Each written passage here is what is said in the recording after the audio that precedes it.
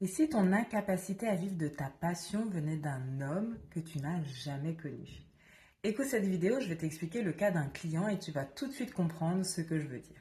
On va l'appeler Thomas, il a un CDI, un bon poste, mais ce qu'il aime vraiment, c'est dessiner. Il rêve d'illustrer, de vendre ses créations, de vivre de son art, mais il n'ose pas. Il dit toujours, je ne suis pas légitime, c'est pas pour moi, je ne suis pas assez.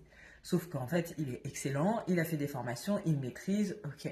Mais dès qu'il imagine en vivre, il y a un blocage, il y a une fuite, il y a même un silence, un vrai retrait. Thomas, il a un style d'attachement évitant, c'est-à-dire que ses parents l'ont eu sans le vouloir. Sa mère avait sérieusement envisagé d'avorter et lui a répété plusieurs fois. Et même après sa naissance, il y avait peu de liens, il y avait peu de regards, il y avait peu de mots, il n'y avait pas d'attachement émotionnel. Il a grandi seul en apprenant que pour survivre, il fallait courber le dos et attendre que ça passe. C'était sa phrase préférée, ce qu'il répétait encore et encore. Mais c'est pas tout.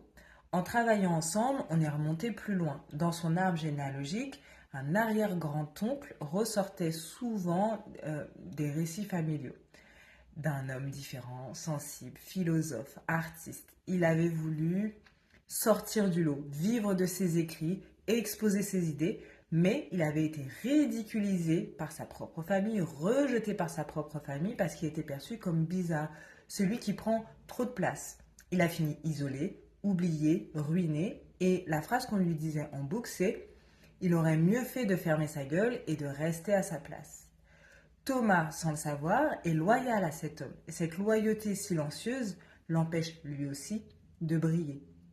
Parce que son système dit que s'exposer, c'est être détruit. Exprimer sa singularité, c'est perdre l'amour, le clan, la sécurité.